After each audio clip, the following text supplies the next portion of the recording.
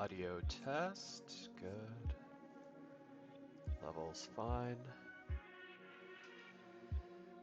Okay, let's get started.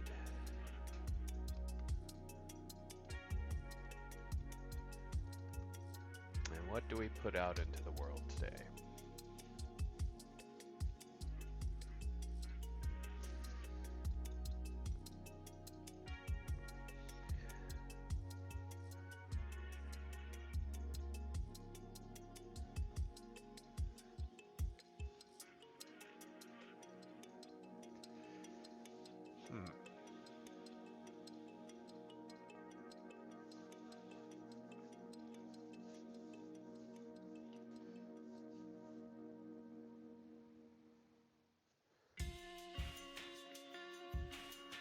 Holidays. What else we got? What is going on lately?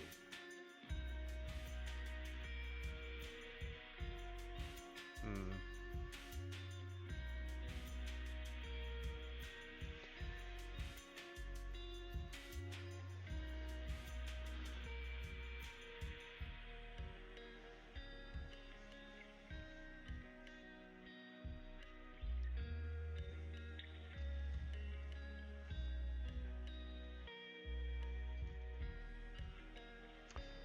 Personal concerns.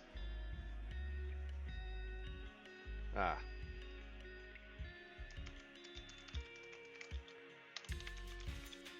Do you ever have ethical problems with the place you work at? Not hugely world-changing, world-affecting problems, but problems with the kind of people you work for with. Is it ever, do you ever feel that it's worth leaving because the people you collaborate with are dicks? Don't read too much into it, anyone who's watching the VOD. Passing thought. Just putting it out in the universe.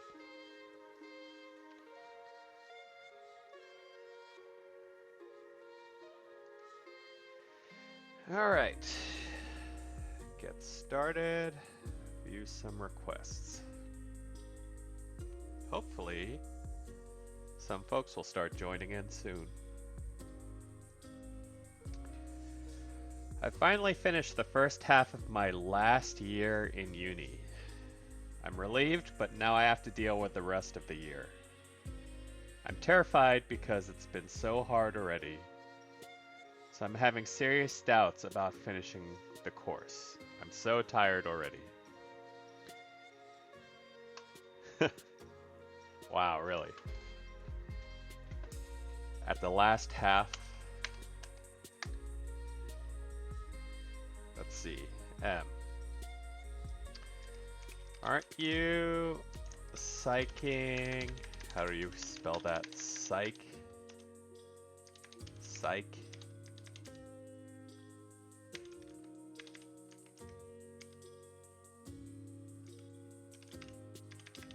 Psyching yourself out a little too much? You're almost done.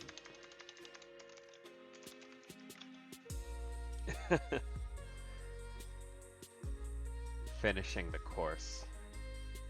Man. Aren't you psyching yourself out a little too much? You're almost done. You've just got one semester. You've just got one semester left to go.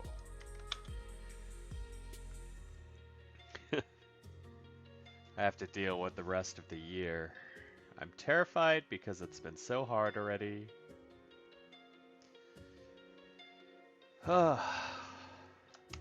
Just keep at it.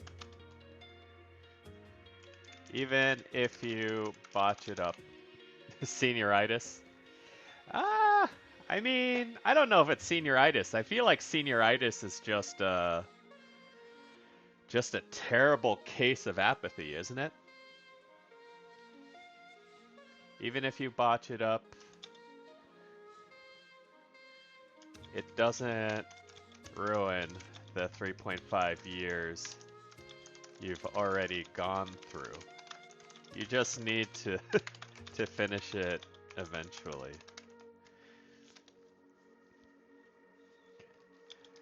Not that it'll come to that, I'm sure.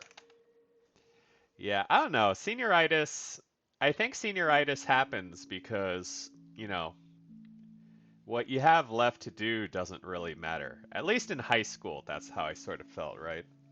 Because you go through the first half of the semester, you've already submitted your college applications. By then, you've probably got an acceptance, at which point, like, the rest of your year doesn't matter. You don't even need to go into class.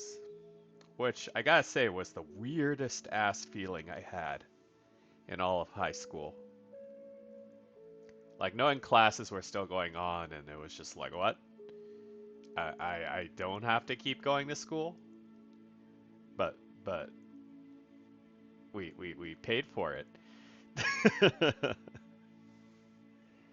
I don't know. Pilgrim, how did you deal with your last year in college? Honestly, I stayed an extra semester because I changed my major, but I don't feel like it was particularly easier or harder than usual. Uh, let's see. Maybe plan a celebratory vacation at the end of all this. That way you could look to the finish with excitement instead of dread. Good luck.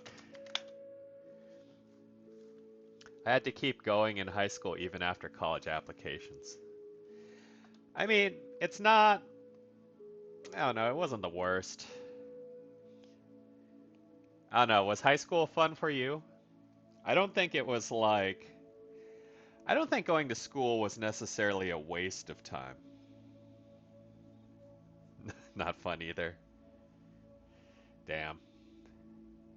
Was it at least, like, useful coursework?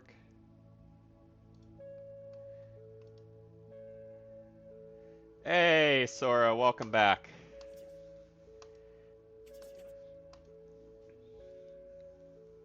Alright.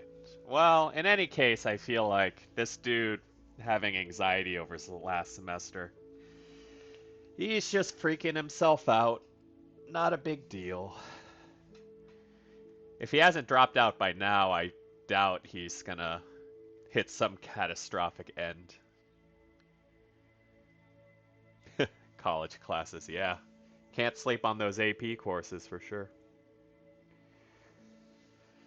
Past few years, I started becoming more fearful of things that haven't happened, or I overly worry about things that... Wait. Past few years, I started becoming more fearful of things that haven't happened, or I overly worry about things that haven't happened. Is there a positive and healthy way to let those worries go? Okay, so same thing. I actually just general worry of the future. I don't think it's that. I think it goes to sort of a kind of anxiety level. Because what I suspect, and this is kind of a thing that I go through once in a while, is that you're so stressed over like a particular circumstance or like interaction you have. Sora, I don't know, Trunks didn't really mess things up. The future was already bad, he was just coming back to fix it. But as I was saying, it's more like Say you have like a bad relationship with a coworker, right? Like the coworker's kind of an asshole. And for whatever reason, they live rent free in your head. So, in your free time, while you're lying in bed, waiting to go to sleep, you start to play out simulations in your head of them possibly doing this at the workplace, or you possibly having this interaction with them. And then you start creating contingency plans about things that just don't happen. But you feel like you need to be prepared and ready for it just in case. I remember in school I would build up exams as insurmountable things, and then I'd take it and be like, that wasn't so bad. Yeah. No, I mean, Pilgrim, I think it's kind of similar, right? Like, you think about what happens if you failed this exam. How would your life proceed? How would this screw up future things? Future plans, your college applications? How would you deal with your parents after? But then you take the exam and, you know, those things never happen, so...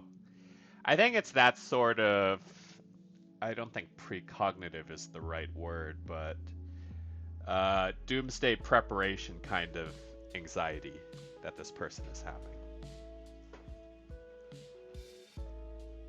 having. Sora, was it Android 16? No, 16's the big robot dude. 17 or 18, I can't remember. The androids were the best, though. But they were still coming, regardless of whether Trunks came back or not.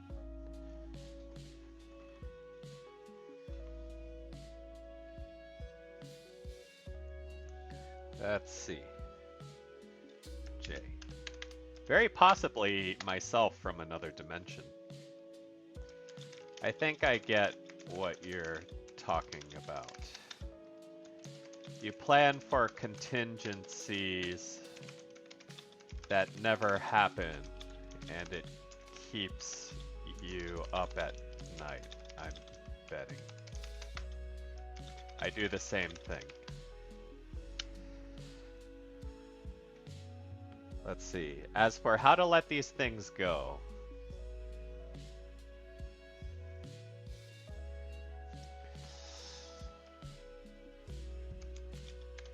the key to getting over it is to develop confidence in your ability to adapt to these situations on the spot. There are not things that will actually happen, but if you think you can pivot yourself, write down your worries. I don't know if it's necessarily that either though, Sora, because the thing is, like, when you kind of obsess about these things, they're not like out of the realm of possibility, right? Like, I don't think this person's worried that like a meteorite's gonna come hit the planet and then like, you know, oh no, what do I do about that? I think they're actually realistic situations. They're just very unlikely. But it's kind of, and I think where this stems from, right? This stems from the kind of people who have interactions with, like, okay, so you've got, like, there's always those friends who have zingers just ready, right?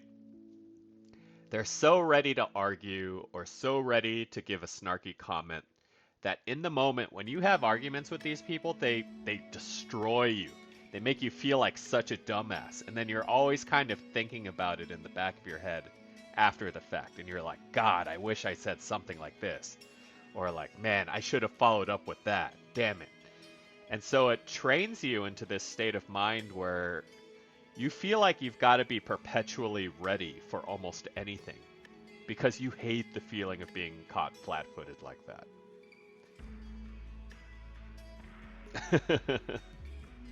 Yeah, I mean, it's not an uncommon situation.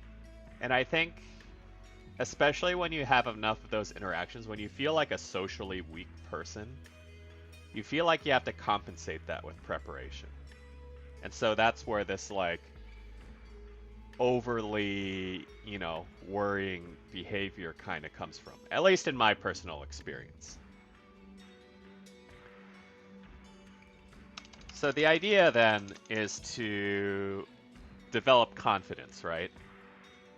To get around this problem, you have to develop confidence in yourself to react to most situations. So you don't have to be afraid of, like, feeling like a dumbass in a random circumstance like that.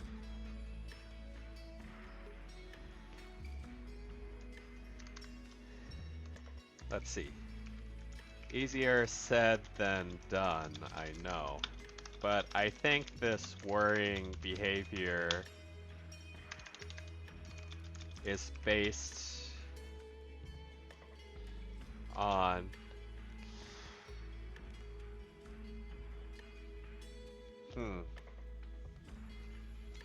feeling like you never know the right thing to say or do in a moment.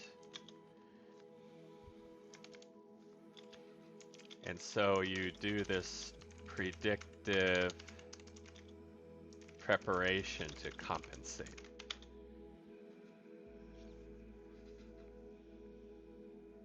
Positive and healthy way to let those worries go. So how do we build confidence?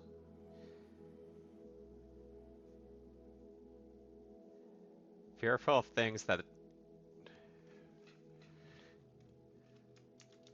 put yourself in more situations, in the type of situations. I need more space again. Body the planet. I don't know about that. You worry about for practice. Become Batman. Yeah, I mean, if you think about it, right? Among all the superheroes, Batman is this person, right? Constantly concerned about the upcoming conflicts. Always prepared. Always prepared. And that is why people like Batman will always beat Superman, who's never prepared. And who is because he is confident. But who sleeps better at night, Batman or Superman? It's obviously Superman. Let's see, what do we give them? What do we give them?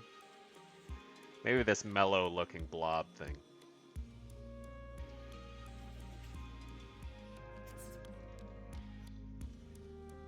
Let's see. Strangers are your best friend. Okay, better as an airplane, but whatever. I'll leave that. Ooh. My family is misogynistic, homophobic, racist.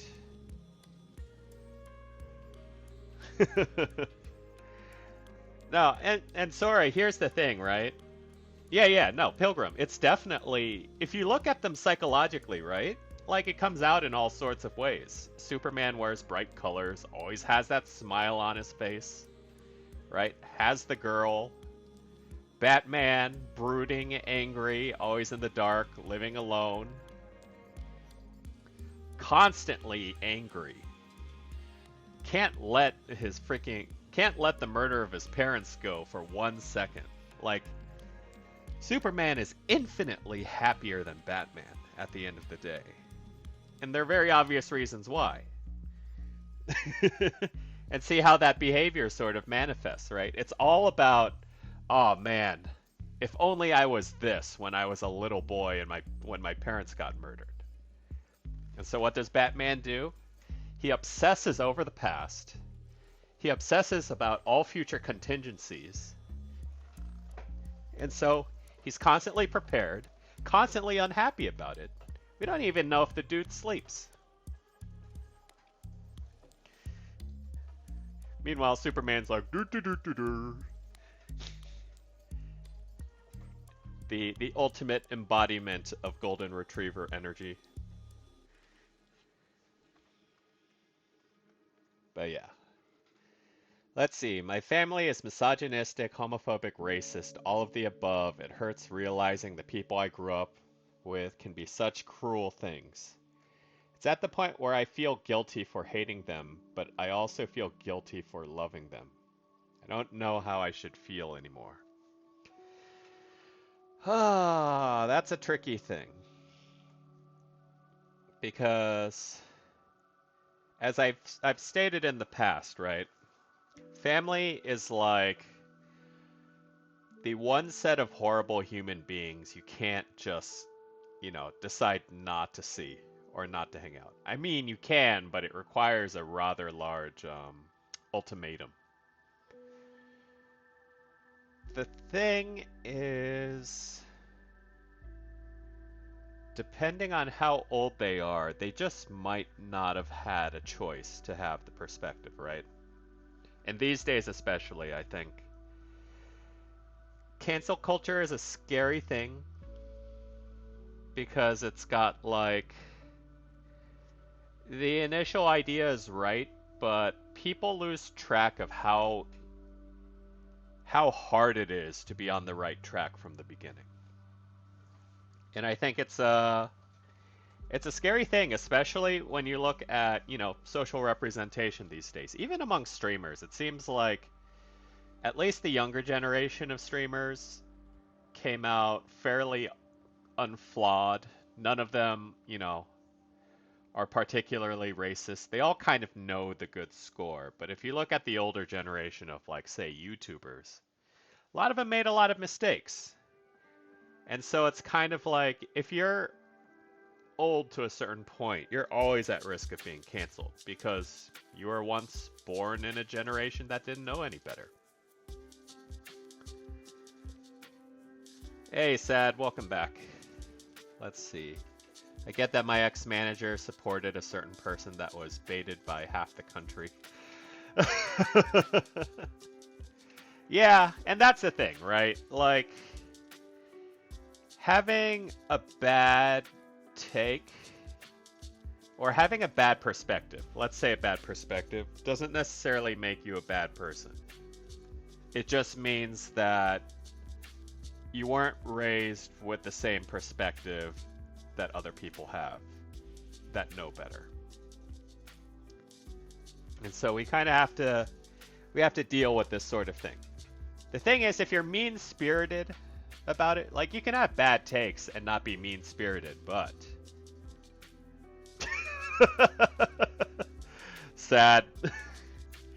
This is why we don't put it on permanent media like that.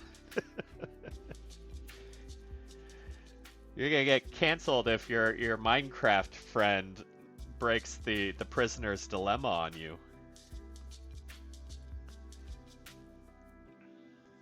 I feel like there's a really bad trend of conflating having a relationship with a person with sharing their opinions. It's a really bad trend of conflating a relationship. I feel like by now I should know what that word means. I'm a little disappointed in myself. Conflating. A gerund or present participle. Combining two concepts, ideas into one.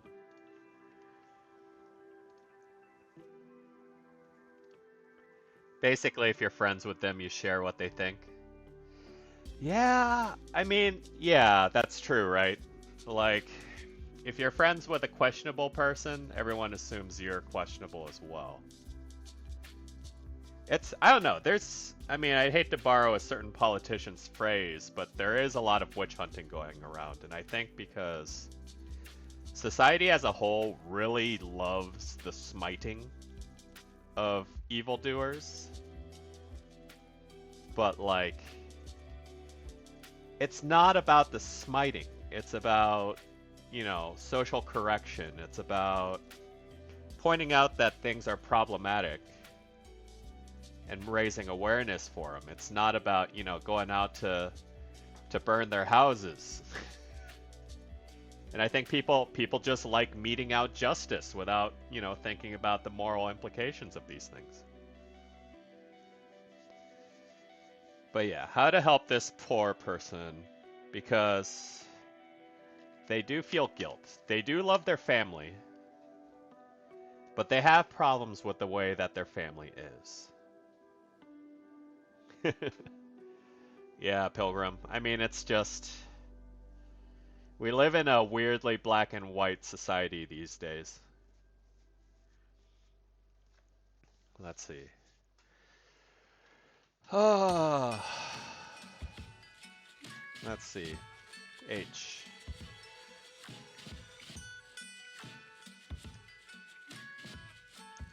Your personal sense, your personal conflicting emotions are a good sign. Maybe express their feelings to their family. I don't know if that's necessarily... It's not always constructive, right? Because the thing is, and this is why this never comes up at family dinners, if you just say they don't agree with you, you run the risk of sort of... It becomes a sides thing at that point, right? I think you can have a reasonable conversation, you just have to be careful about how you approach it.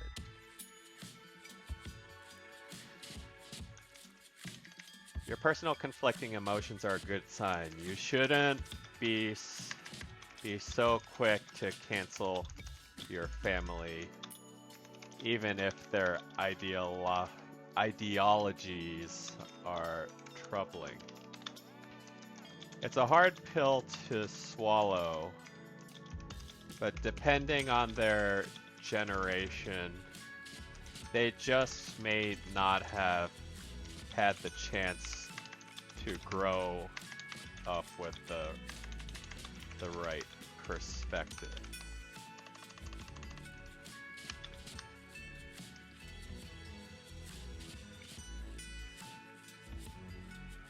You can bring up questions to your family, but maybe not answers. Yeah, I mean, that's the thing, right? The best you can do is ask someone to think about something. I remember asking a 20-year-old I was on a date with, does good and evil exist?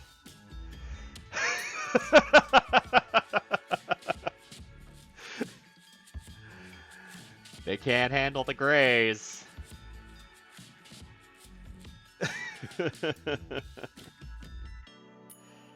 Yeah, I mean, that's the thing. Youthful idealism, it's good that the youths are so gusto about things, but God, you gotta hate how simple their worldview is sometimes, right? And this is why an older person rarely respects the opinion of a younger person. Because, like, things aren't just that black and white.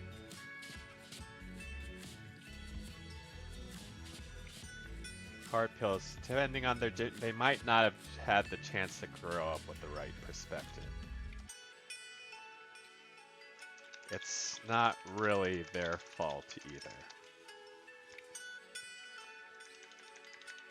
And you can't blame someone for ignorance. Also feel guilty for loving them. Let's see. I think the best you can do is try to have difficult conversations with them. Don't be accusatory, but try to get them to think.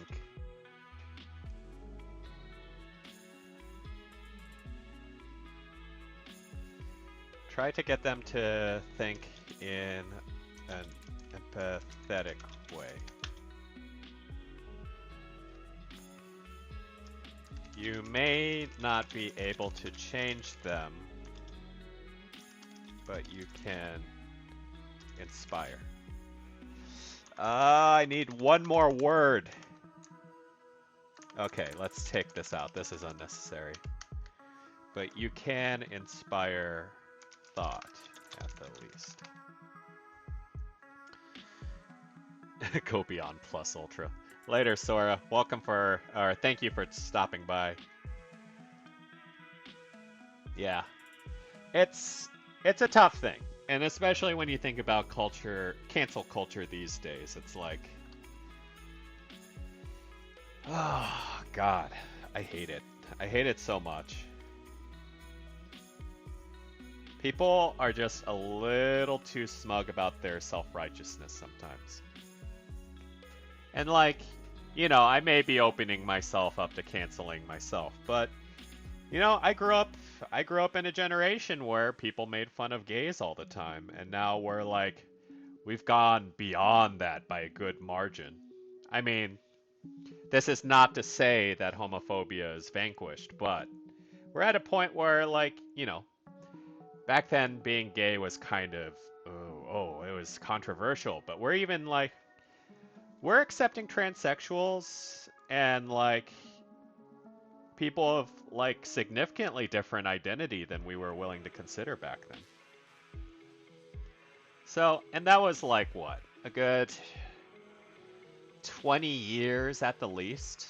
Like we're progressing fast, even though we're not hitting 100% completion on these things, but society is moving pretty quick as a whole.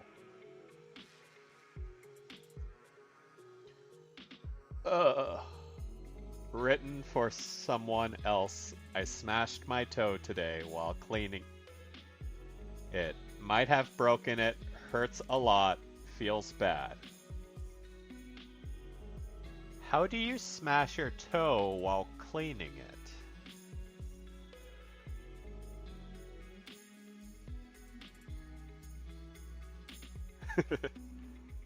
Yeah, like what the hell were you cleaning with?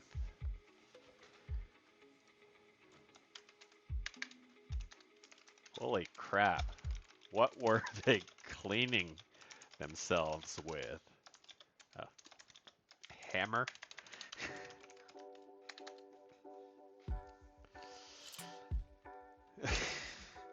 Not cleaning them. Oh, yeah. Good call, Pilgrim. Even still, kind of a crazy thing. Make sure they go to urgent care at the least. Last thing they'll want is to wake up with a purple toe. Let's see. What do you do? What do you do to get over that? What's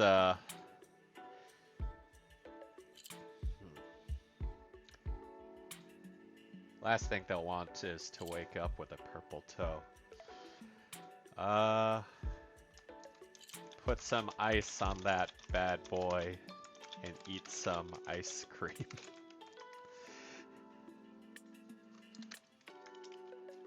Happy President's Day. You want to know how I got these scars? Right? Jesus.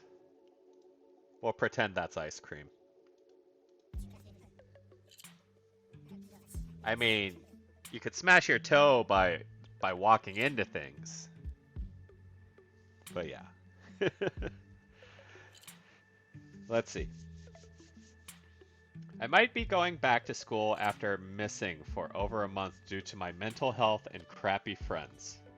I'm not sure how to act, and I'm not sure who to hang out with. It's gonna be a lot, and am in need of some guidance.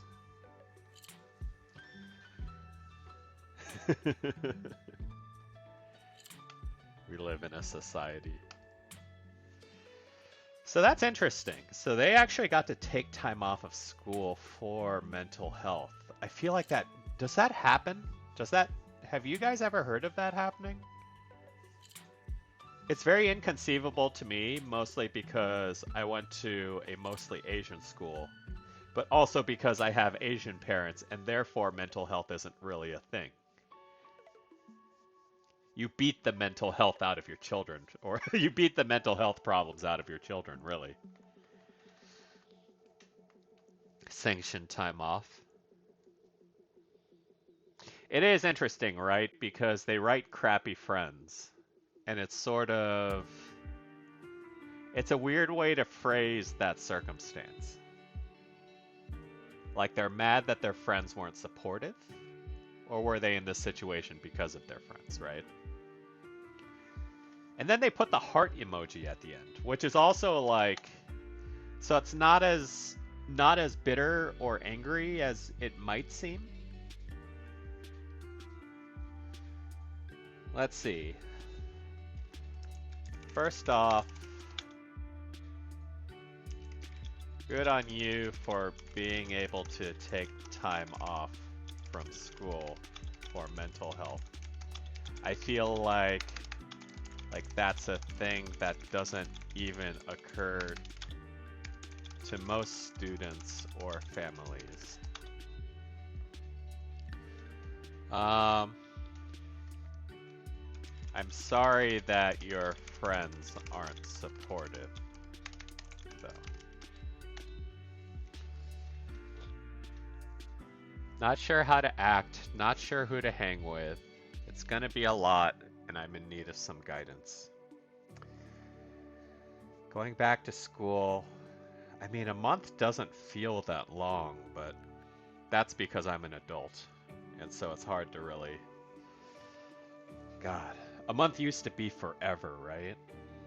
Like as a kid, as a teenager, maybe even as a college student. Friends weren't supportive though. 1 month, huh? If you consider them to be out of your life, I guess your only choice is really to go back to school as if you were new again.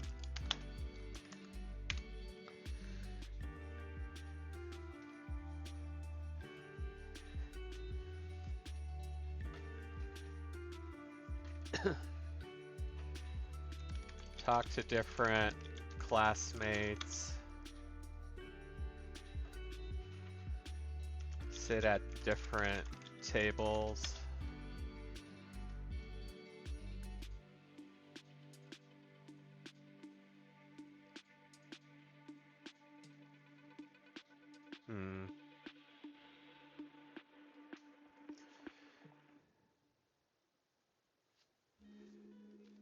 Just don't focus. Just don't make too much of a point of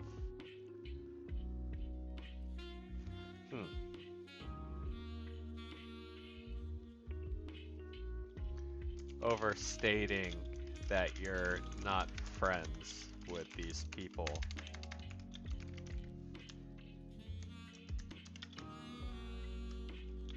Anymore.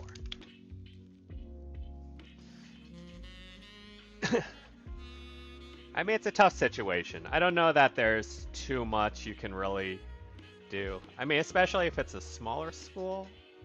If it's big, I feel like you could kind of just disappear in the crowd, right?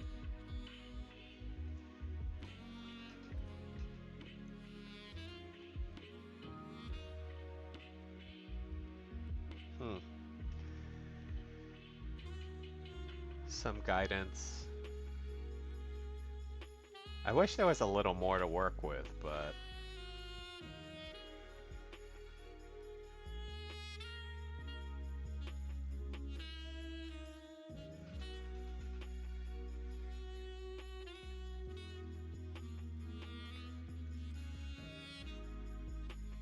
It's the same school. Yeah, I mean, I'm just wondering if it's high school or if it's college. Because at the end of the day, if you're not going to hang out with your old friends, then like you kind of have to approach everything like you're a new kid again, right? And so you just sort of, you kind of have to waffle your way around. Sit at different tables. Just don't do that you're not friends with these people anymore.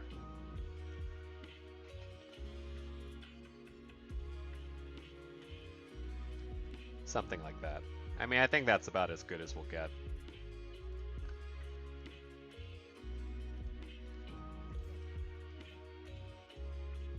Alright. One of my friends just all of a sudden started messaging me only the word based. And now they are only saying stuff in one-word answers. I didn't even say anything based, and we were just talking about anime before.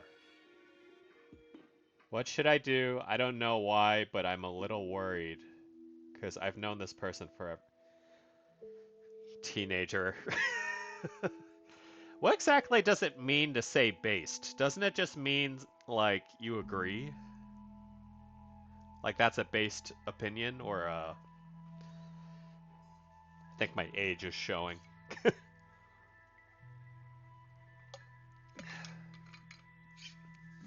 Let's see, should I be worried? Teenager alert for sure. Let's see. J. It sounds like your friend is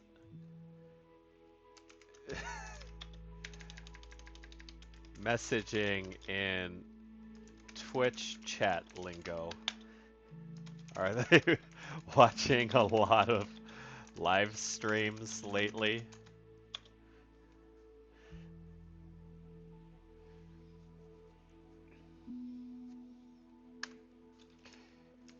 If you're concerned with their diminishing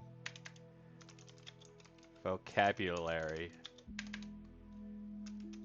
just call them on the phone, like, and be like, dude,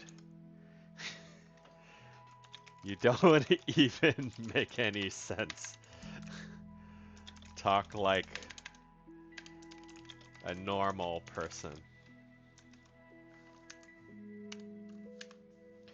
Yeah, I mean, even if it's an online friend, right? Then just start a Discord call or something. I mean, we've got options. It's 2022. But that's weird, right? Just like one word answers. Didn't even say anything based. Sounds like they're just kind of misusing phrases. They've known this person forever. So I'm assuming it's a real life friend.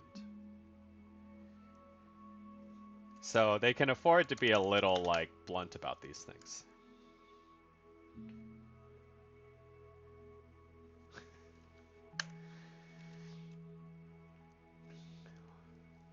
Now they're only saying stuff in one word answers.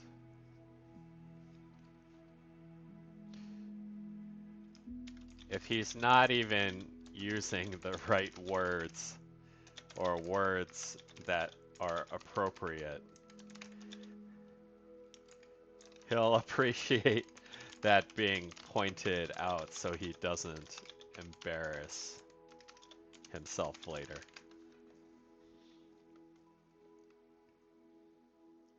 Well, my friends, now they... Okay. Pronoun, neutral pronoun, I gotta change it. They'll appraise themselves.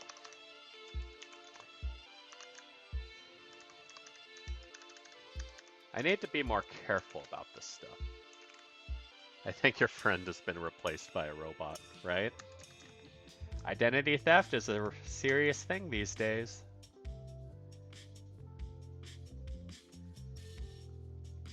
Speaking of robots, let's send that one.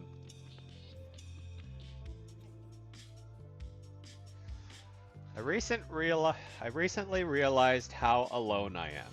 I've been away from school a while due to mental health, and I have a mentor for my chosen career path. Nice guy and chill, but he was the closest thing I had to a friend / friendly conversation for the past month. It's depressing. Hmm.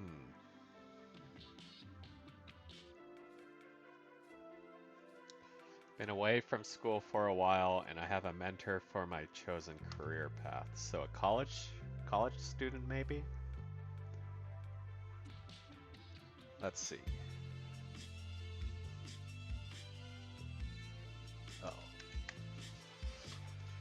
Oh.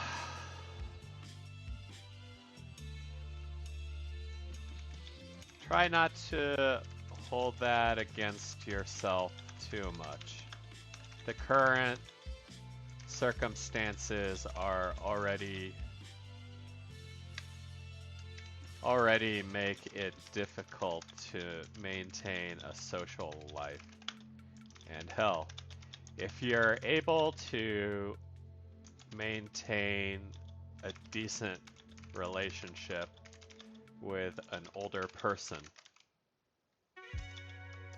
I think you have little to worry regarding your ability to make friends later. Let's see.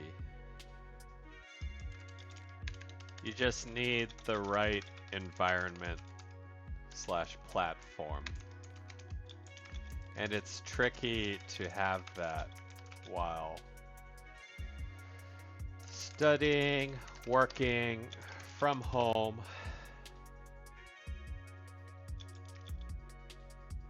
and not having much of an opportunity to meet new people in real life.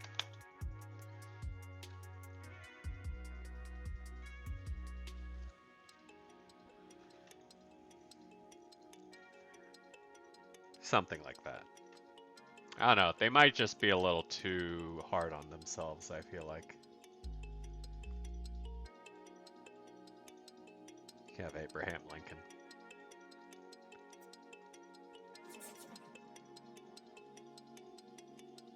Alright, next.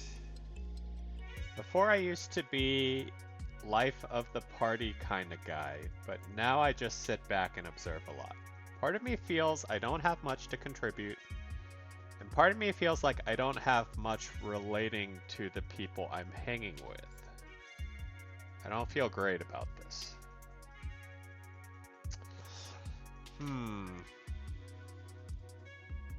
Someone who used to be popular?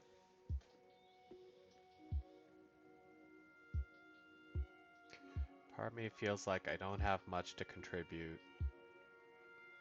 I don't feel great about this. Let's see. It sounds like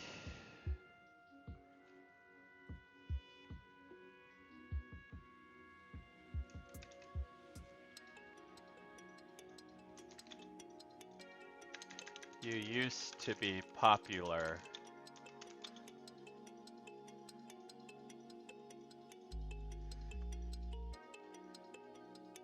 But you're not relating as much as you used to. Maybe he recently started going to university and it's kind of like big fish, small pond kind of situation.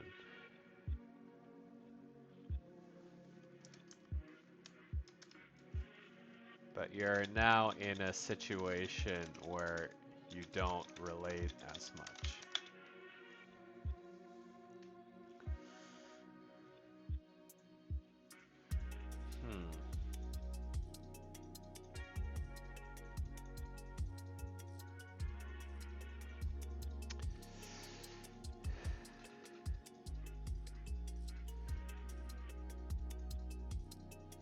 I feel like I don't have much relating to people I'm hanging out with. Honestly, if you're not feeling the crowd, there's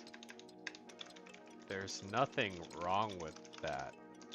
It just means it's the wrong type of crowd.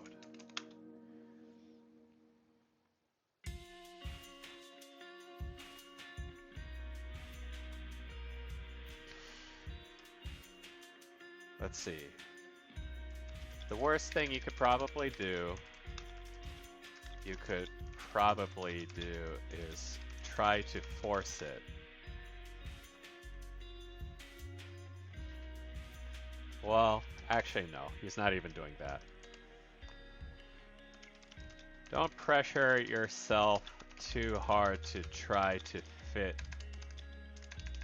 in anywhere.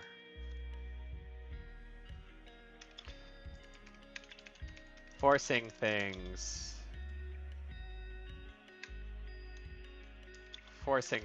like that is generally unhealthy. And people can usually tell.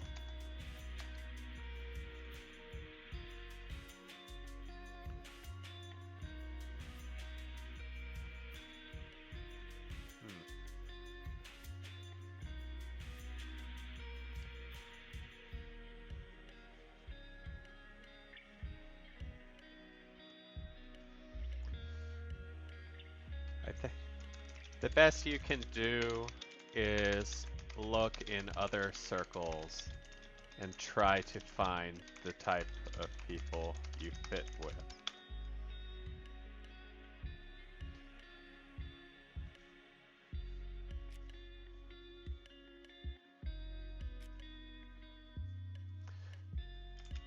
Friends are better than acquaintances, after all. Something like that. I'm willing to bet recently graduated from high school, is now in college, and feels a bit out of place.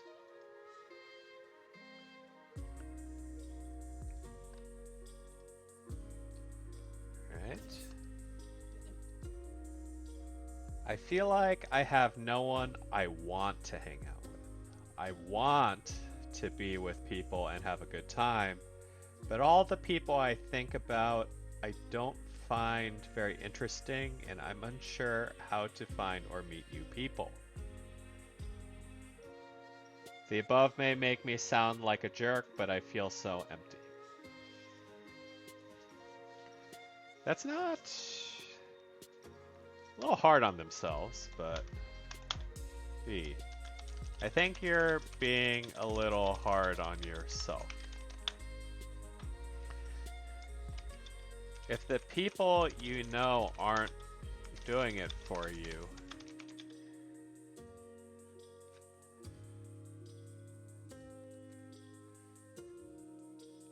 then they're just not the right people. In terms of finding them, however, I guess the best place to start is with shared interests, right? Look at clubs, activity, or let's see, places that like-minded people congregate. Oh, Seasoned Marsupial, thank you for following. I think you're completely new too. Welcome. Let's see. Look at clubs, activities, or here for the chill vibes? By all means. This whole game soundtrack is lo-fi after all.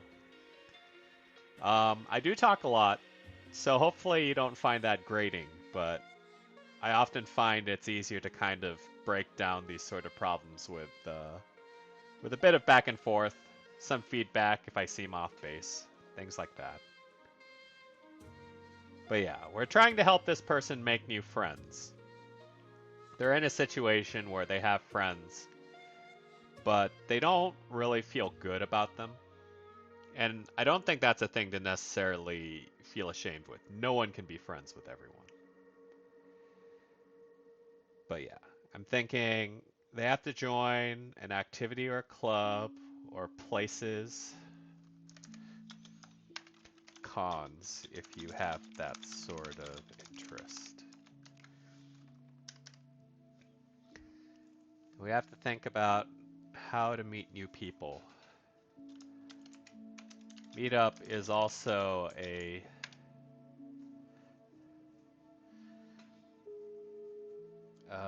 let's see, passable method of trying to find new people as well. Just don't be discouraged if it doesn't work out on the first attempt. Good luck. Don't feel bad about not being able to friend everyone. Something like that. Well, we get them. We get them. We get them this guy who's waving.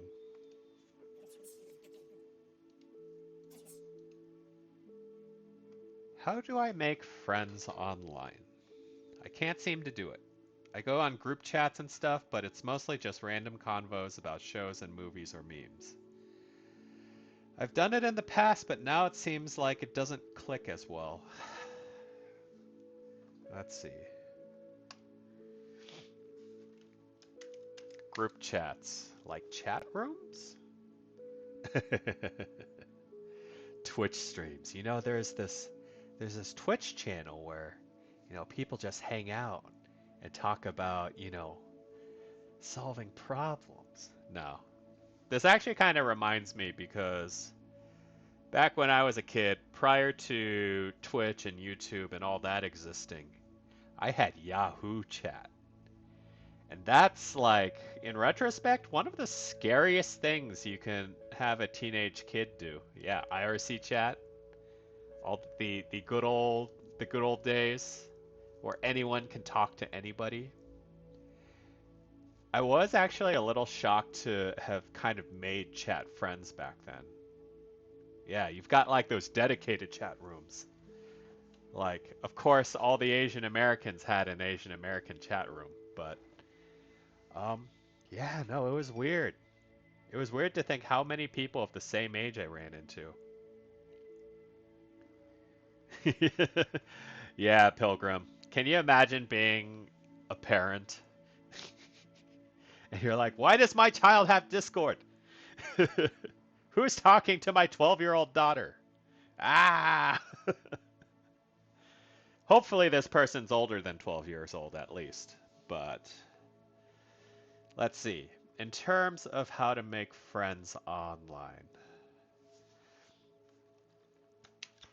I think the catch is that you really need to find an association that you and others rally behind. Discord seems to be the main platform these days, but does anyone spend a lot of time? Oh, all right, Sad, no worries. Have a good night, man. Discord can be scary. I mean, I think that's the thing, right? Like, what Discord channel are you joining? Because as far as I know, like, the main Discord usage these days is to sort of join, like, a fan Discord, right? Like, if you have a specific streamer you watch or something like that, you join their Discord so that, people who are also fans of them kind of hang out and, I guess, talk about the stuff they talk about?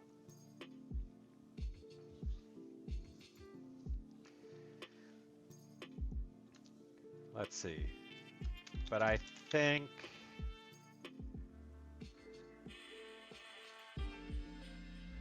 those tend to be based around streamer communities, streamer fan communities.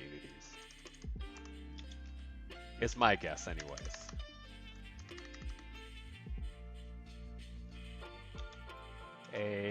Let's see. Because when I think about how game discords, yeah, I mean, that's a catch, right? Because depending on the game, you can kind of get anyone in those situations.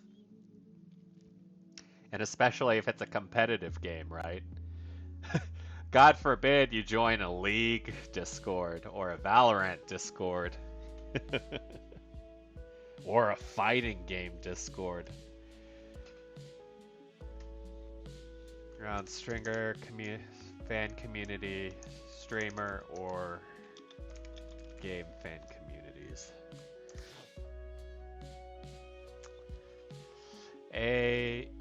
A dark horse option could be just in-game chats. MMO guilds, or even if you play enough of a certain game, just join random IRC chats. I guess they still exist, right? Or even if you play enough of a multiplayer type of game, you might encounter someone decent. Twitch chat used to be on IRC. Wow, really? That must have been back in like the Justin TV days.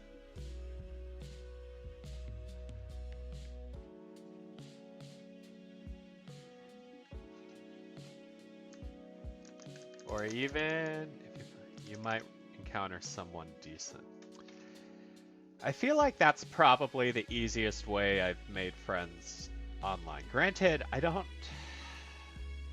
know that I've ever made friends online who have just kind of transitioned into real life friends. I mean, I'd say the closest thing I've done was start a Twitch channel and had regulars show up, right? Because they're just simply too far. Yeah, I mean, that's the thing, right? When you make a friend online, they can really exist anywhere in the world. But maybe they just want someone someone they can talk to on the regular. Oh yeah, you can also try streaming too. But that one's a bit of a high skill entry activity. Worth throwing out there all the same, though. And I think there are certainly, I don't know, I think some people build a community and are like just fine even if it's a small community, right? Like I kind of like seeing you guys on the regular, and like so there's a certain degree of familiarity, predictability you can kind of have when the same people show up and chat all the time. And then you're kind of like, okay, you know, this person's decent. I'll give them a mod sword. Things like that. Good for community building, though. Ah!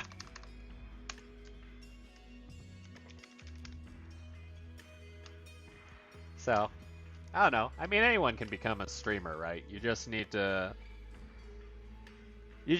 choose a subject matter or come up with an idea to at least get that handful of people to show up. But yeah, let's see.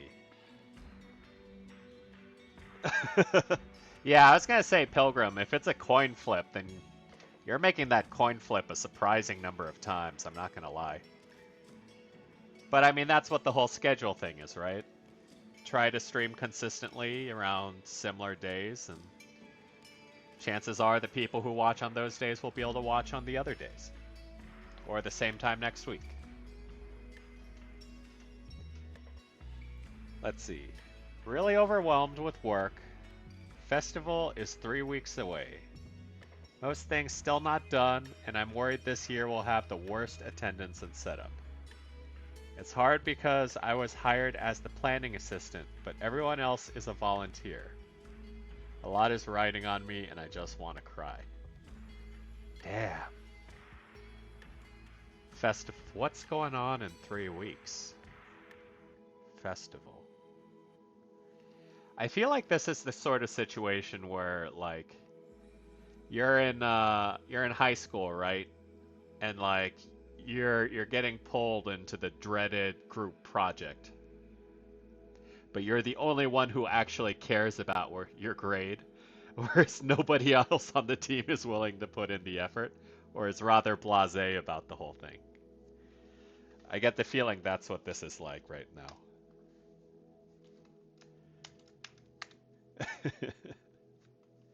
Okay. So basically, this is like that a high school group project where you're the only one who's seriously invested.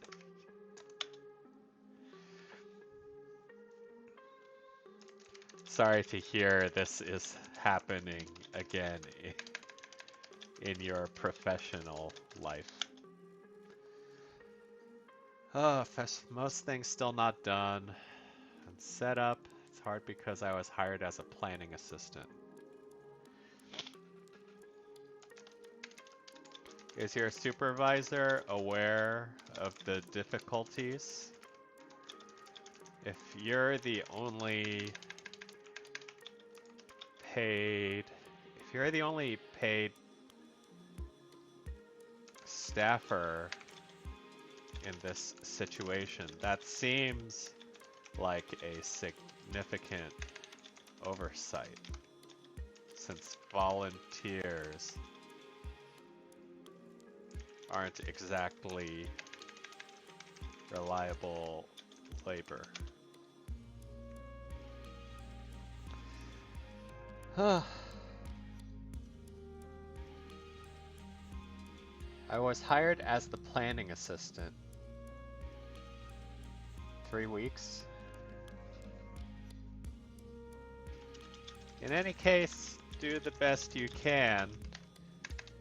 It'll be over in 3 weeks. And at worst, you won't work this particular event again in the future. Might be a blessing. Something like that. It's a weirdly specific situation to be in, though. Actually, do we have... What's a festival-related item I can give him? Balloon?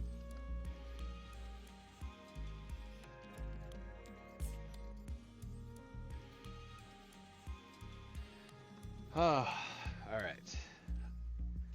I work a design team job where my workload is divided up into projects. I was trying to transition to a new job before the new wave of projects came in, but due to delays, I will be leaving right after those are organized. I hate to leave inconveniently, but must go. Sounds like someone early on in their career, which it is relatable. Let's see. Q. Don't feel guilty about it. If you're leaving for another job, your workplace is clearly not giving you the incentives to stay. That's a shortcoming on their part. I understand the desire to do the best you can for a place you've put effort into.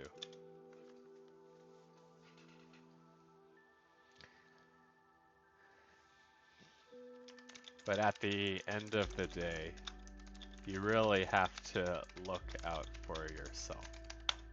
Congrats on the new job, by the way. Let's see. I hope it treats you better. Something like that. Because at the end of the day, you don't leave a job unless you're given a reason to leave, right? Whether that there's something better or a better offer to be received. And if you tell your old job and they're not, willing to work to keep you, then that's a decision they make at the end of the day. Ooh. Struggling to find a job. No one wants to hire a college student. I didn't even have enough to afford my textbooks. Luckily, my aunt paid for it, but I feel bad. Also, what sucks is I can't drive yet. Oof. That's crazy. So I don't even think this person's talking about career jobs either. They're just talking about whatever jobs.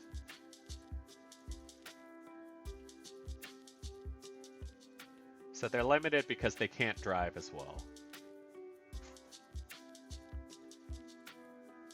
Can't find a job. No one wants to hire a college student. Let's see. L.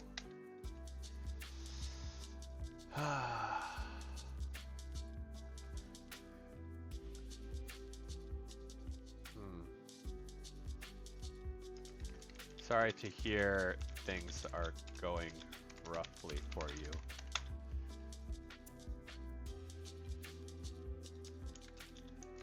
If you're trying to just get side jobs as opposed to a career job for now, maybe look into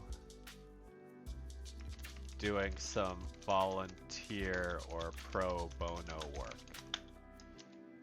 It won't pay you, but you'll at least be able to build a resume. I think Starbucks is usually to work around college schedules. I mean, that's the thing, right? It depends on where they are and where they're trying to look for work. And especially if you think about, like, a Starbucks based around a college or something.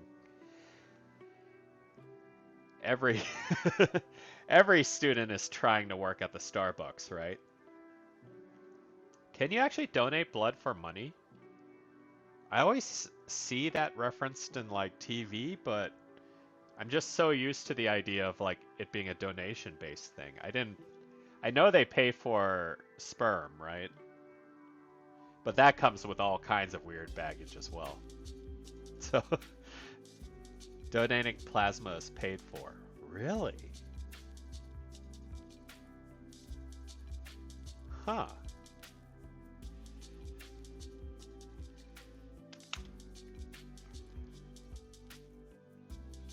Plasma, huh? I guess it just never comes up as like, hey guys, we're having a blood drive. You'll get, $20 per liter of... Actually, I don't know how much blood gets donated at a time. A liter sounds like a lot. A lethal amount of donation, in fact. Let's see. It won't pay you, but you'll at least be able to build a resume that can help you with jobs later. Also, maybe look into certifications. I know there's a food handler certification that's required when working at restaurants. Might make the search go easier. Good luck.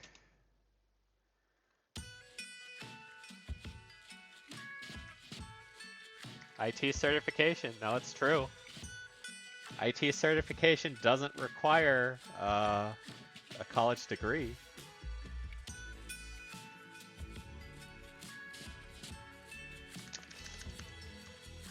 Let's see. If you're good with computers, an IT cert can work as well. You'll at least be able to work at like the Geek Squad or something. I feel like there are a lot of people who who could probably swing it as an IT person just based on their personal interest in computers. It wouldn't be that difficult, I would say.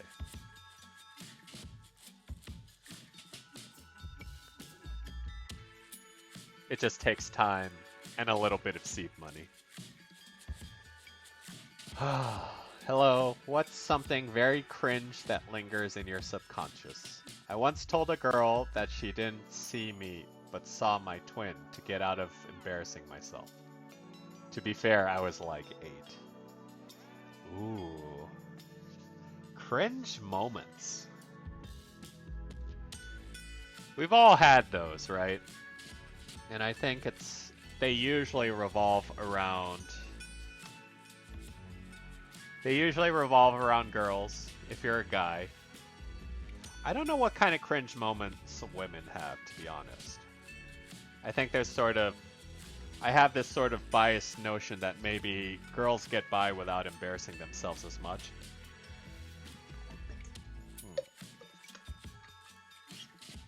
Cringe moment.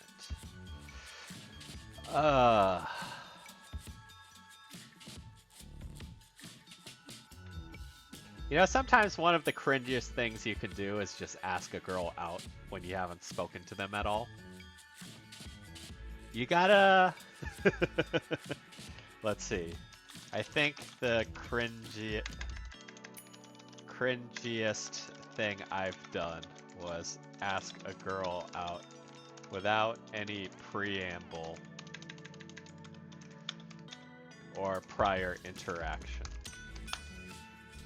I'm pretty sure that never works for anyone. And it creeps the girl the hell out. I did this as someone in my late 20s.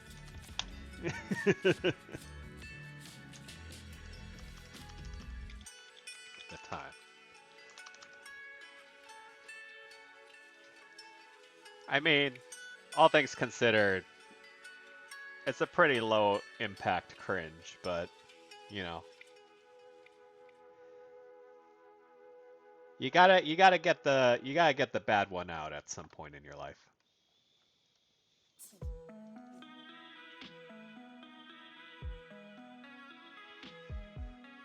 Let's see. Recently, one of my online friends has been saying things about how I always put up a front and how no one knows anything about it. Oh god, this is another 0 punctuation. It makes me feel so bad because my friends are truly so important to me and I do share info to them and am genuine. Frowny face.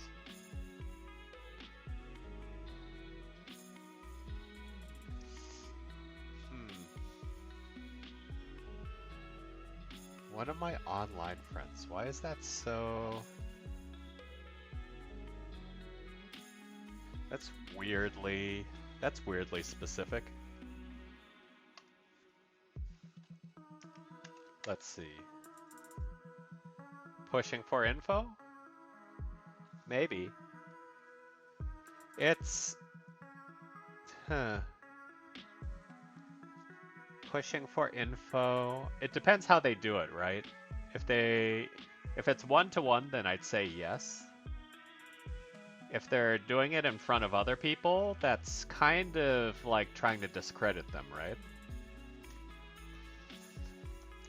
Is this person saying this to you directly or in front of other people? If it's you directly, they might just be pushing you for some kind of specific information. In which case, you should just tell them to be direct about what it is they're asking. If it's in front of other people, though, that's just bad manners, and they might be trying to discredit you. In any case, I think people have a harder time being vague when you bring it up to their face. It'll save you a lot of personal stress if you just nip this in the bud. Something like that.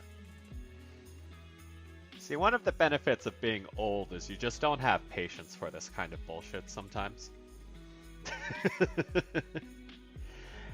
And it's a hard thing as a younger person to come to a conclusion of, I should really just address this like head on and like just get this out of the way instead of just kind of worrying about it in the back of your mind. Let's see, what doesn't get sent very often? Lemonade?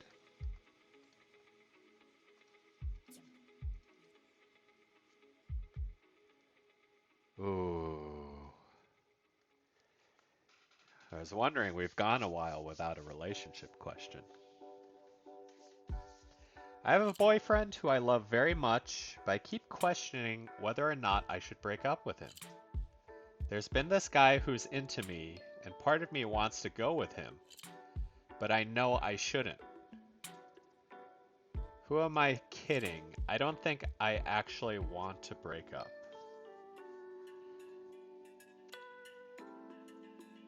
Huh. Yeah, poor boyfriend, right? So, this broaches an interesting question, right? Because kind of the toxic masculinity raised me is thinking, this person, poor boyfriend, this lady is not the greatest human being. However, the more progressively thinking me at this time is like, well, if you have this personal conflict, right? If you're actually thinking about it, then clearly there's something about the relationship that isn't working for you. That shouldn't be a bad on her. It just means that something's not working out. And that is what you need to address first. So let's help them along with that notion then. Let's see, K. If you're thinking about breaking up because you're interested in another guy, that alone isn't inherently wrong. The thing you should be more concerned about is what it is that's deficient in your current relationship that makes this idea so tempting.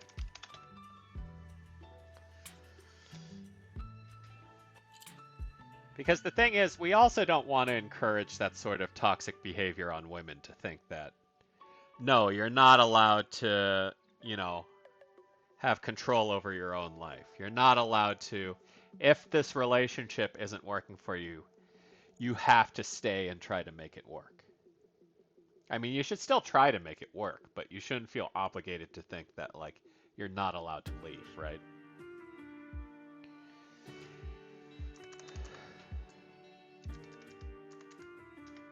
Is what it is that's deficient in your current relationship that makes this idea so tempting.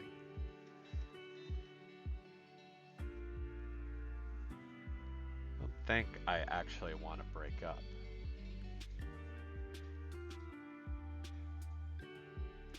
Just keep questioning I should break up with them.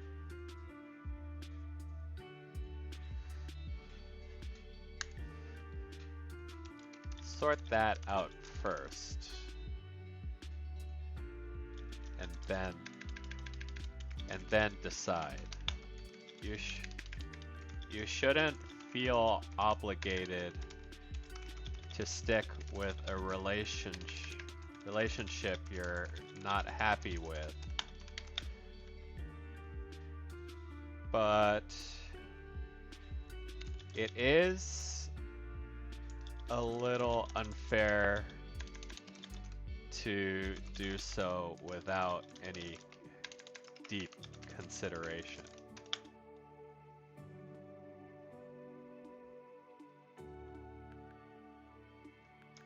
Just whatever you do, don't cheat. And you should be fine. Yeah. I mean, it's very clear, right? Like, they're waffling on the idea of whether to break up or not.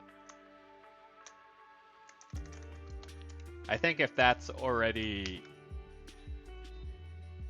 a thing, then there's very clearly a problem here. Because you could be attracted to someone and not think about, like, your first thought isn't like, oh, that person's hotter, I better break up with my current whatever.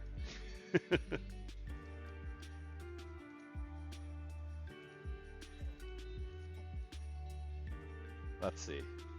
Alright. I feel forgotten. I've always been quiet and very introverted, so I don't talk much.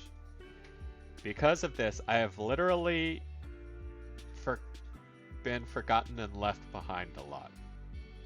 I just feel like I blend into the background and I'll never be more than an extra.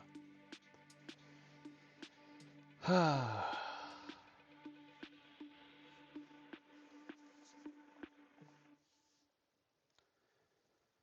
don't talk much.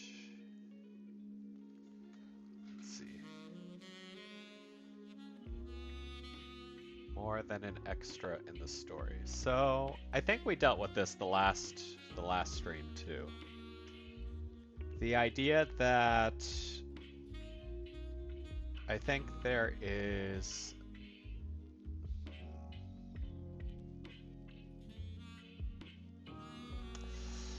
a disparity between your own stage presence versus the stage presence of your other friends. That said, I mean, self-perceived insignificance is one thing. Being literally forgotten is a pretty bad, like it takes a lot to literally be left behind by your friends. In which case, I'd hate to say it, but if your friends are actually forgetting you when you hang out and just leave you behind, I don't think they are friends you should have. It takes a lot to literally forget about a person you're with. That said, I mean, the other uncomfortable sort of notion to hit on here, because I've definitely had people like this in my life, is the people who think they're your friends and they just kind of latch onto people, right? They latch onto groups and they're not exactly welcome to begin with. But they don't know that they're not friends with these people.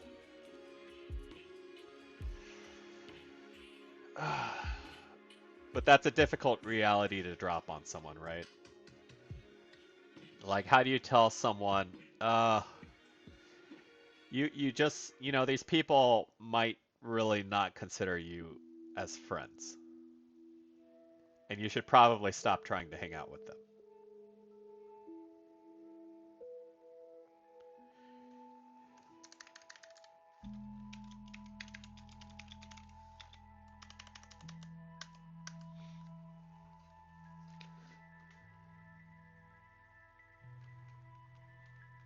Let's see. So we gotta phrase this in a way that's constructive. Not necessarily, we don't want to discourage them from trying to make friends, but let's see. I think it's important to gauge your presence among the people you hang with.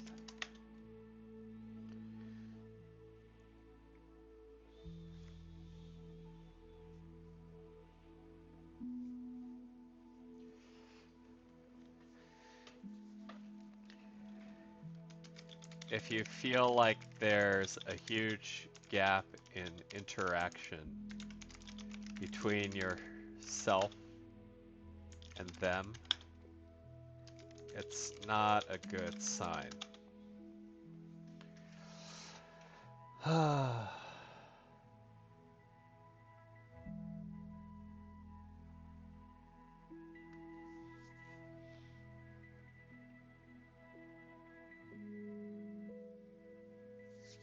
Sometimes you just need to put yourself out there, though. That's the other catch, too. They acknowledge that things like this happen because they don't talk much.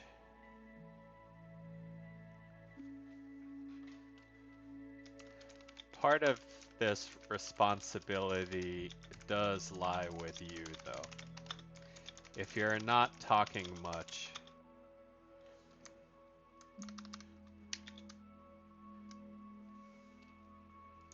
your friends can only do so much. It's hard, but you have to put in the effort.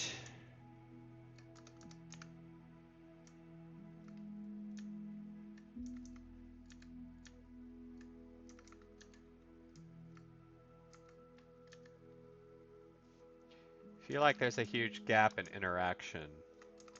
It's not a good sign. It's hard, but you have to put in your effort too. Because they just might be a socially awkward someone. And I know it's like, it sucks, right? Like, it doesn't feel constructive to tell an introvert that, hey, you need to stop being introverted if you want people to acknowledge you more. But at a certain point, like, you could be an introvert without just being this weird silent shadow as well. Like, it's hard. It requires hard work, but that's part of the human condition.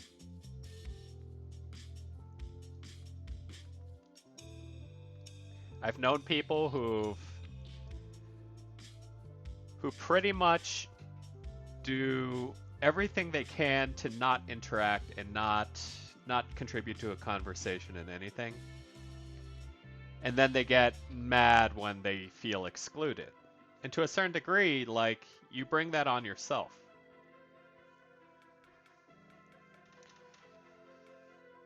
So, I mean, it's tough, but sometimes, and, you know, I was that person too, so I understand.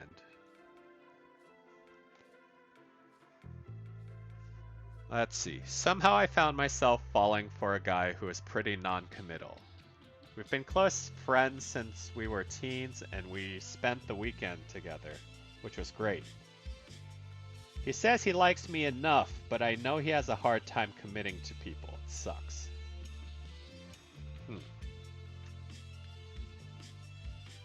Let's see.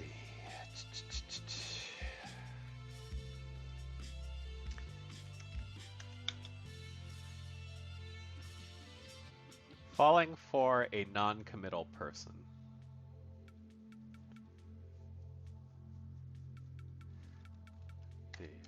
I think what's important to keep track of is that you don't overcommit. If you like this guy and want to be with him, you can probably make it work. But you have to match pace with him. Otherwise, you'll set yourself up for disappointment.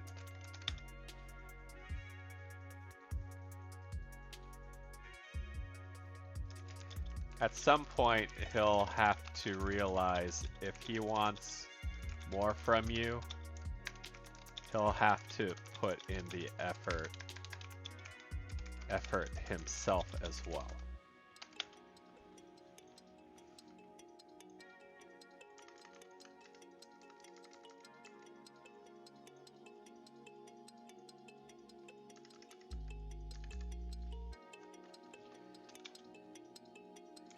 At which point you can ramp up yourself.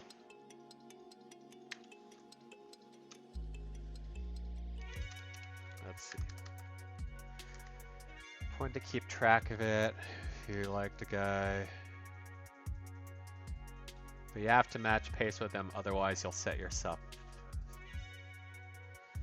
He'll have to realize if he wants more from you.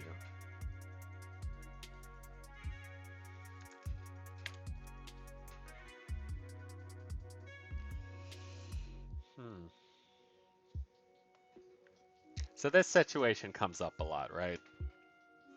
And I'd hate to stereotype, but in my experience, it's been when women start dating a guy, they have this thing where they're like, I want him to say we're exclusive. I want him to say it first. I don't want to bring it up and then ask if he wants to be exclusive. He has to be the one to bring it up. Which I would hope in this day and age we all sort of recognize the sort of absurdity of a situation, right? Because if you want something, you communicate that. And if you're going to hold this expectation that they're going to do it, you'll end up waiting a lot longer than you're expecting, probably. Or it just won't come up, and then you'll get mad because it didn't come up. But you didn't say anything, so of course it didn't come up. So in this situation here, I feel like this person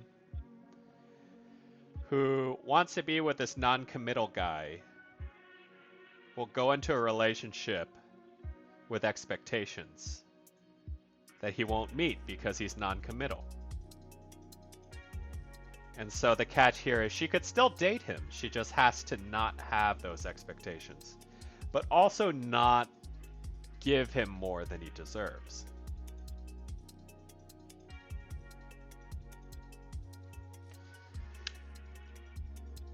So we talk about expectations then.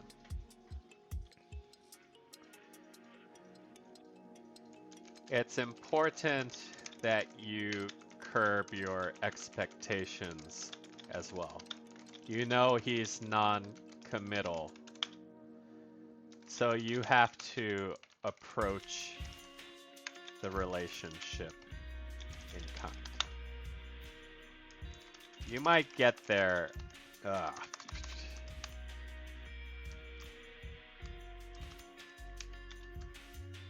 You might get there eventually,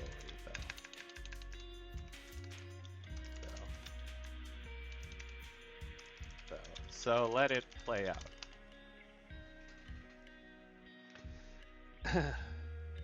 Something like that. I mean, they've known each other for a long time, so she has his measure. So a lot of that kind of weird baggage is kind of, you know, out. She doesn't have to worry if he's acting in a way she doesn't expect. Whoa. To the person who only got a deck of sticky cards for your birthday, I'm so sorry. I wish I could give you a big warm hug and cake. I think you should buy a big birthday gift and say a big FU to all your feelings of being unloved. Just write that in your initial response. You didn't have to write a new ticket for that. Let's see. I have so many close friends who check in on me regularly and hang out with me, but I still feel so lonely. Hmm.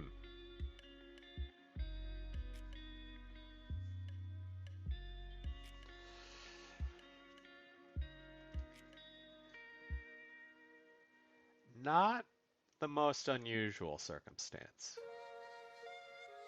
Would I say I've personally felt this? No, but I do kind of understand the feeling of thinking I have everything I should be happy with and still not being happy. That isn't an unfamiliar feeling. Let's see.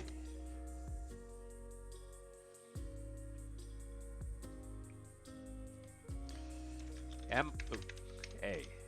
Am I correct in interpreting that you more or less believe you have everything you should need to be happy, but still don't? You might be thinking it's unreasonable that you feel this way, and that makes you feel worse.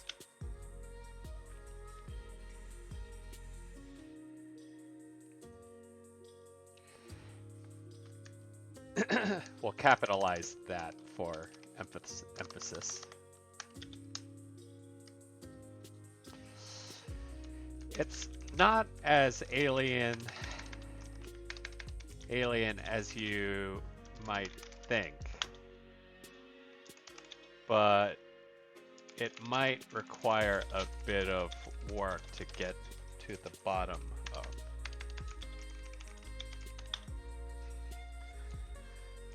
Therapy is a good place to start, and it isn't just reserved for people going through personal crises.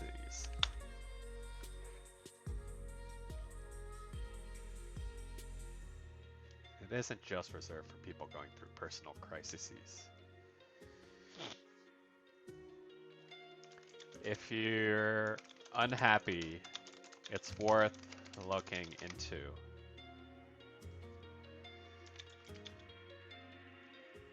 And you might even be able to get better from it. Food for thought. Because, yeah, more often than not, when people have these sort of lingering feelings, I do think it tends to be something sort of repressed or habitual that, people have a hard time kind of logicking out unless they talk to a professional about it. Most friends will just be like, that makes no sense, you're being silly. And that's not really the most constructive input. Let's see. They can have a cookie.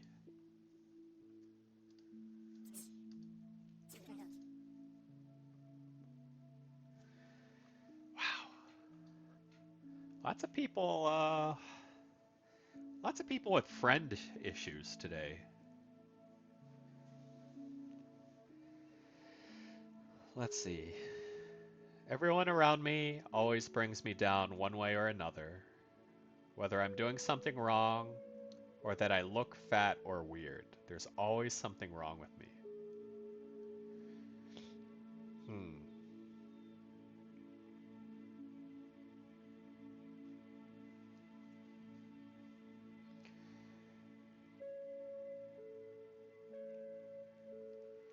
So it's not even just friends either.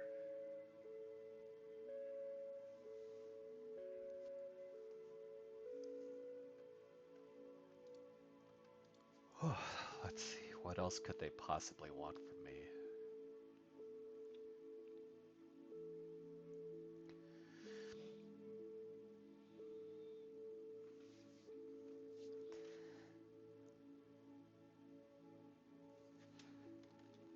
Okay. I get the sense that this isn't just classmates or friends, but also your family as well.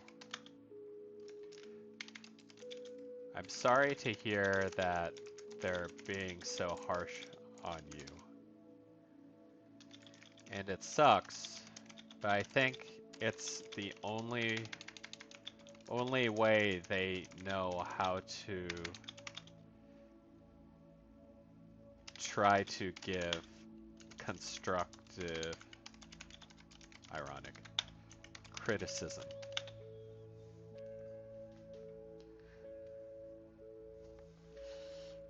I was raised in an Asian household, so I understand this feeling a lot.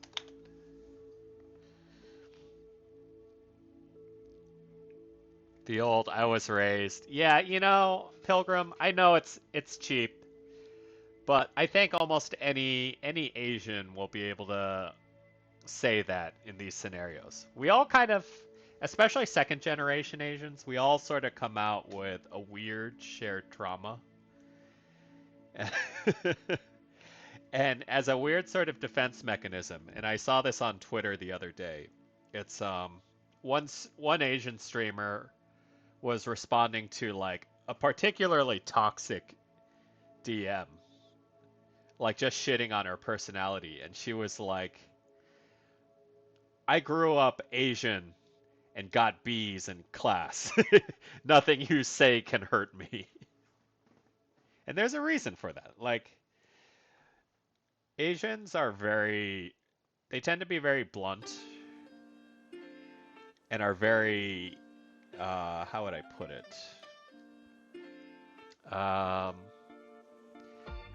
They try to be very empirical about everything. So they say things that, yes, while on paper are like exactly what you would theoretically need to hear if you were a robot. But, you know, as it all stacks up, you just feel like nothing about you is right because you only get criticism from your parents. They never say you're doing this well. They say you need to do this better. And it's true, you do need to do these things better. But then you just feel like you don't do anything right. And that's kind of the long-lasting trauma you get as a result.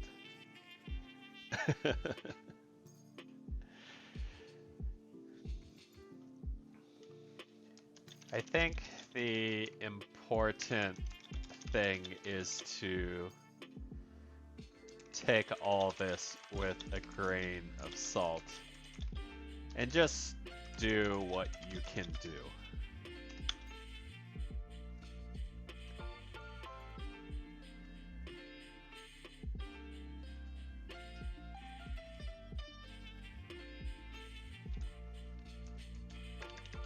No one will ever be good enough for the world.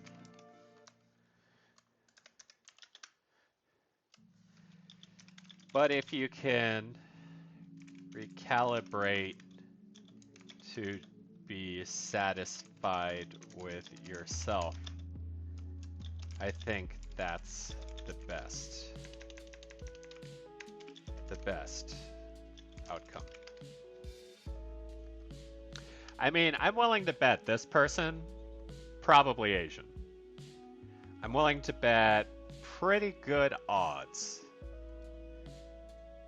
Because I'm doing something wrong, I look fat, I look weird. These are all things Asian people hear from their parents. Or their relatives. Or other Asians.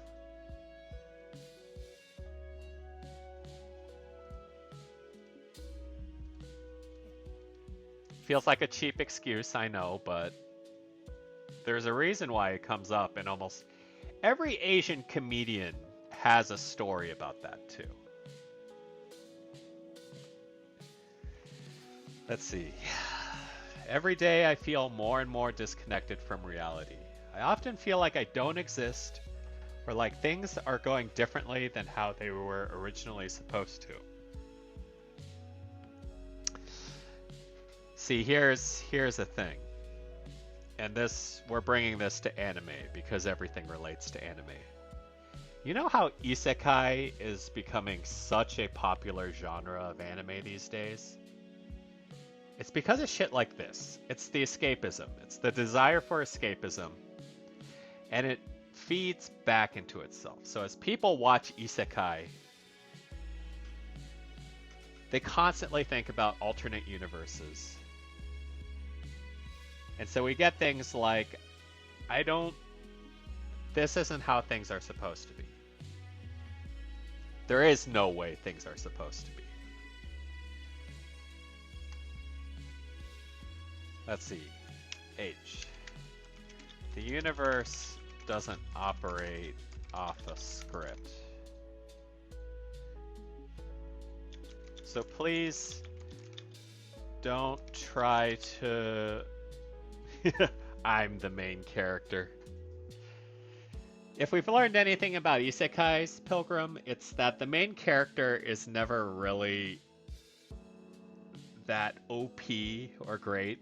I think, well, actually, what's kind of funny about isekais as a sort of side moral, right, is that even if you end up in another world, it doesn't guarantee that, you know, life's going to be that much better. It's just different, and you're probably still going to be the comedic relief at the end of the day. So please don't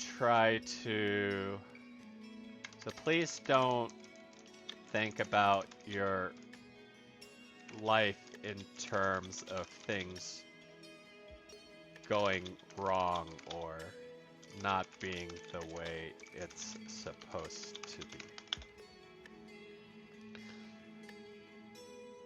I often feel like I don't exist or like things are going differently than how they're supposed to.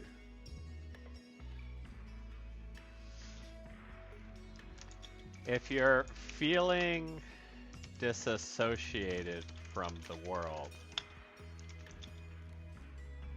then take more action to be part of it.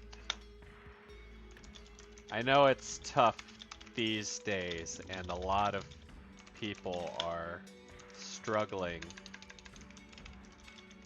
with a sense of self when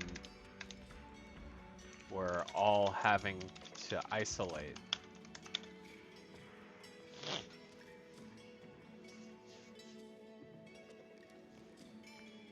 I read isekais and try to determine what aspect of life it's attempting to wish fulfill. Pilgrim, I think statistically, the wish fulfillment is for everyone to get a harem in isekais. At least that's the commonality I've been able to notice. It's pervy wish fulfillment at the end of the day. And I think, you know, it appeals to the audience. That's a little lonely, but also, I mean, the main characters live, I mean, to put it bluntly, a sexually unfulfilling life prior to dying.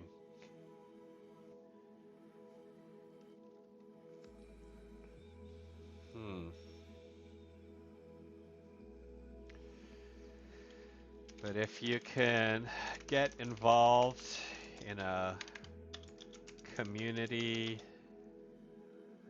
or group activity of sorts, I think you'll have an easier time of it. Food for thought. I know.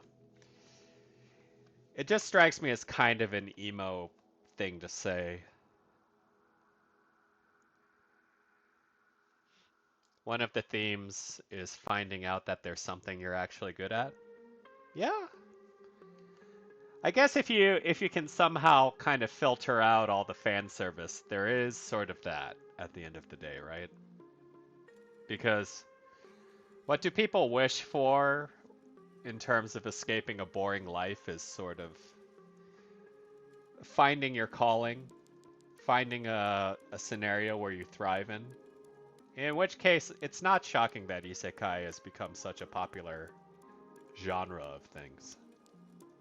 Even though it's almost, I don't know, I feel like it's almost kind of laughable, or at least a little. I don't like the idea it sort of encourages, I guess. It's got good morals, but I wish they'd just try to build that sort of thing more in reality, you know? Inspire people to do things with their current lives, not have to die and get reincarnated in order to discover it.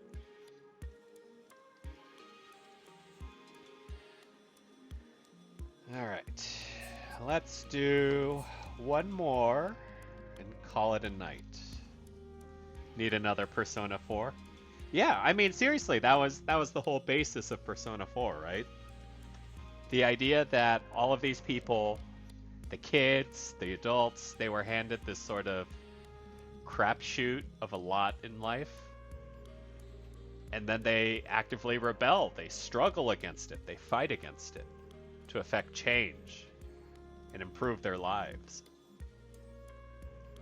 It's actually neat because if you read the sort of developer interviews about the Persona series, they're very candid about the motivations behind each installment. Persona 3's kind of obsession with death and kind of overcoming the impulse to sort of just give in to apathy, right? Or Persona 4, or sorry, Persona 5. Persona 5, sorry. But Persona 4 was about looking at truth and not shying away from the painfulness of it. And Persona 5 was about fighting against the shackles that kind of hold you to your life. They're all very poignant and very relevant to modern society. But they also have very, very good morals, which is about avoiding escapism for the most part. So I mean, I'd like to see that more as a genre rather than isekais. But yeah. Last request of the day. My fiance and I are struggling to find decent jobs / apartment in our area after unexpectedly having to move across the country. We had a falling out with family that was quite tragic. My fiance's poor heart was shattered. I'm hoping things will be on the up for us. Damn. So I feel like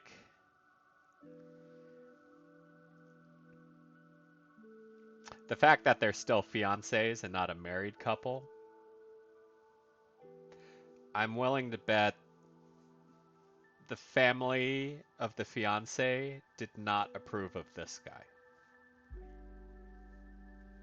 And so they're eloping, is what it sounds like. Having to move across the country without a job or apartment is a very interesting circumstance, though, right?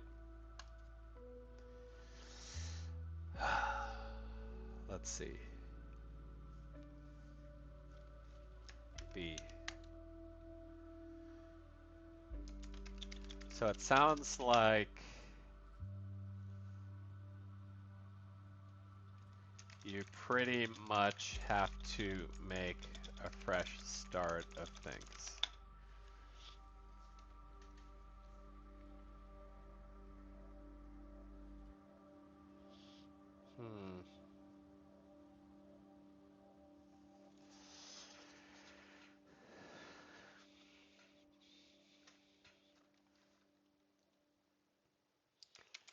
If you can't find decent jobs,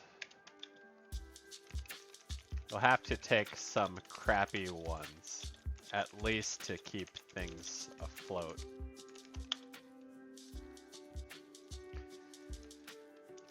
I'm sorry to hear that your fiance's family has made things difficult.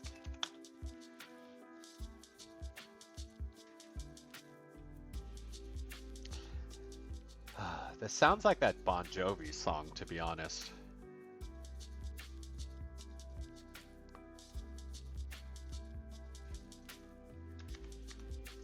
We've got to hold on to what we've got. God, no. No, I can't apply that logic here. 80s romance rock is not... I'm gonna get DMCA'd for it too. 80s romance rock isn't applicable to modern day scenarios. It does make a difference if you make it or not.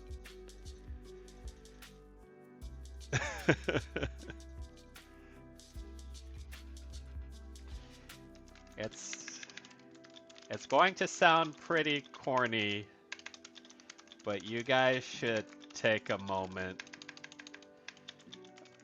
to listen to Bon Jovi's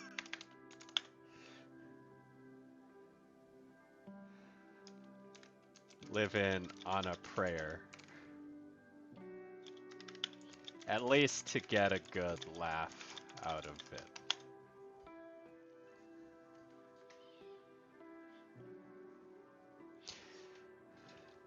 I'm sorry to hear you guys are struggling, but it looks like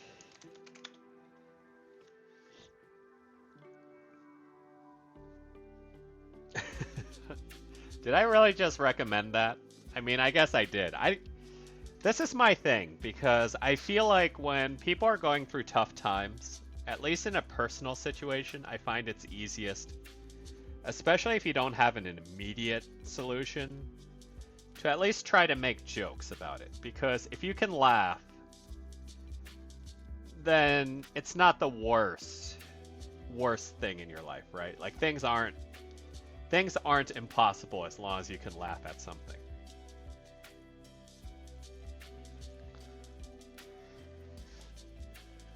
But it looks like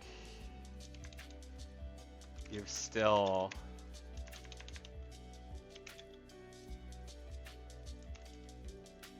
got each other. And that's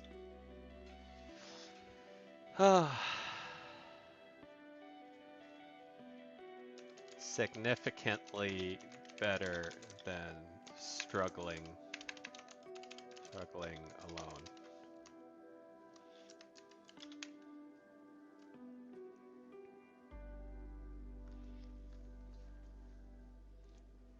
We've got to hold on to what we've got. Oh man. I did the same thing for a friend once too. She was she moved towns. She actually had a very similar situation where she moved to a different part of the country, but was struggling with career, struggling with relationships. And I was like, I just kept reciting the lyrics to the Friends theme song to her. It kind of backfired later because at some point she had a meltdown and she was like, my life really is like that Friends song, but it was funny in the moment.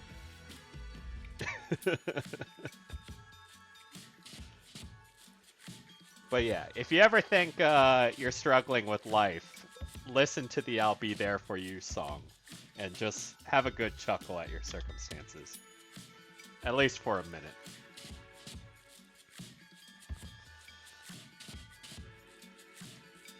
I hope you guys get back on your feet soon. I hope you guys get back on your feet soon.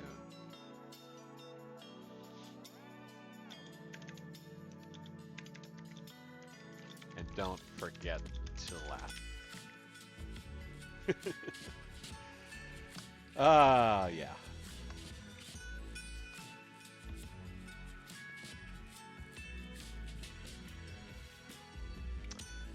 We'll use a mixtape to symbolize Bon Jovi and his relationship wisdom.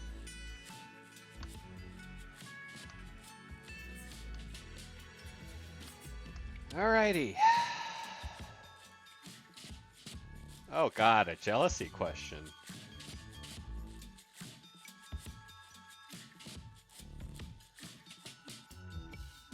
Yikes. Um,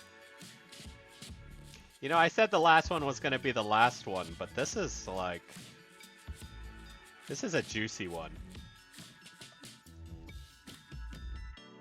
One of my friends has been jealous of me for about a year now. Whenever something good happens to me, they make me feel bad, like I don't deserve it. I distance myself from them, but now the people we were friends with together don't talk to me. Yeah, that's some toxic bullshit right there. Okay, I'll make this the last one because that's a tough one to ignore. I'm glad you made the right decision. Any friend that makes you feel like garbage for your own achievements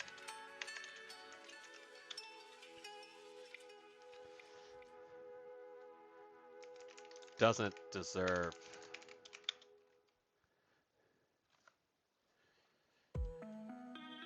Any friend that makes you feel like garbage for your own achievements doesn't deserve someone better than them to talk to.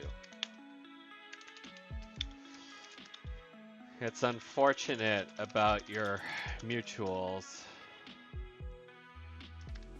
I'm wondering if maybe they were spinning a narrative to make you look unreasonable. That happened to me once. I think the best you can do is to try to set the record straight with the mutuals individually. If they won't come around, I think the best you can do is try.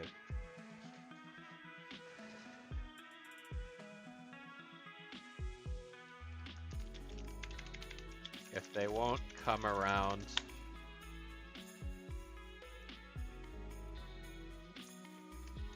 if they spun a narrative to make you look unreasonable. It's a shame to say, but that might be for the best.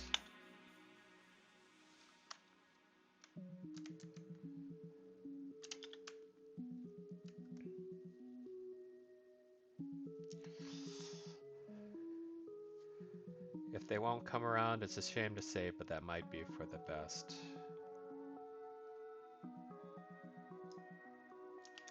Just keep an eye out for new friends.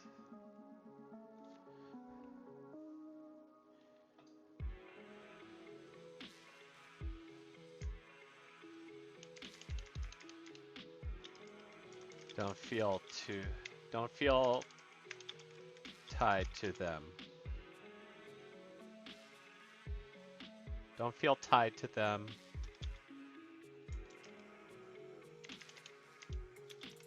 But be willing to accept them later. Don't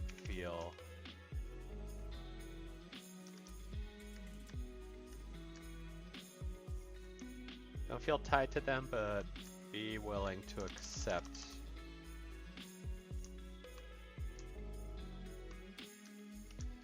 I just need one more word.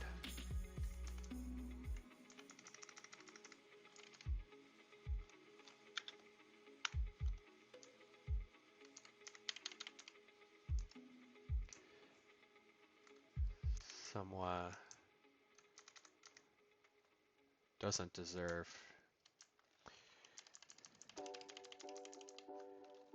your friendship. Don't feel tied to them. Don't feel tied to them, but be willing to accept them later.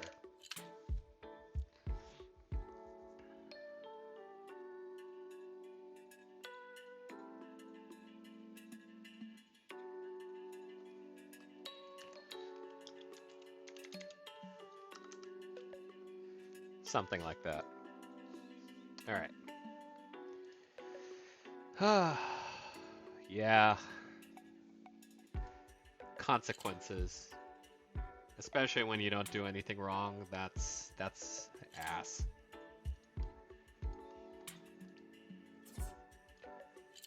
All right. Fucking poetry. Okay. Well, that's a good one to end on. Let's see what people have to say about my request.